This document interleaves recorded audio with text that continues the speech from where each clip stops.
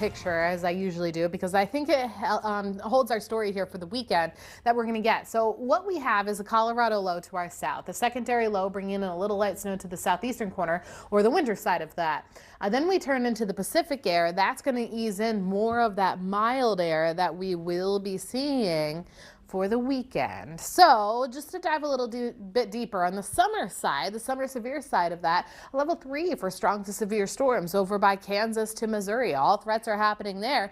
This here is one of the first events for the severe weather season that we're seeing for 2026. It's a little abnormal to get it this far north too, but hey, that's what happens still with those Colorado lows. Warm air and then cold air, and it just goes in that counterclockwise flow. I also mentioned too that there's that winter side of it. And so just a dusting of snow is what we're going to see mainly for the Napoleon area to the Wahpeton region. And then it's going to account for several more inches of snow as we go to South Dakota. But hear me out, all weekend long, we're going to stay high and dry. And I say high because we have a big blue H moving in. So that's our high pressure system. That's going to ease in more of that mild air. That's going to ease in that Pacific air. Takes time for it to arrive today, but that's where we ease in the 30s. And that's where we could see more of that sunshine, just like we're already seeing in the Williston area. But then we go right to tomorrow morning. Sure, the overnight hours in the 20s, no big surprise there. That's actually still above the normal. But look at our above normal daytime highs that we're going to get to. Our normal is about 35 for the high. No. We're going to get into the 50s here and still feed in a partly cloudy sky.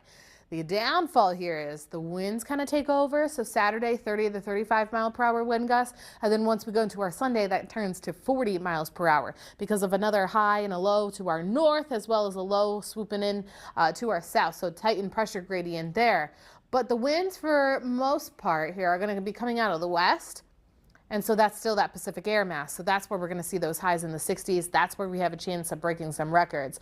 So today, 25 mile per hour winds. I could still see it in some trees, especially in the Dickinson area. But then we go to a blustery Saturday, and then we go to a windy Sunday. Again, all due to that tightened pressure gradient. So we get the warmth, but it comes with the winds.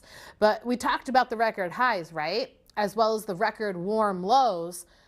The lows on Sunday morning are going to be hovering right around 40 degrees, so that's going to break some records there. But then you look at the daytime highs, especially in Bismarck, the forecast I have is 65 degrees, the record 64. All of them are set back in 2021. Couple of degrees off, 4 in fact from Minot and Jamestown, so it's going to be really tough to get there. But this is going to be our warmest day that we will have seen since pretty much the middle of November, Sarah, with the exception of Dickinson. Dickinson got to the 60s earlier this week, and enjoy it because next week's going to be a little colder. Okay, we will. And don't forget about those clocks this week.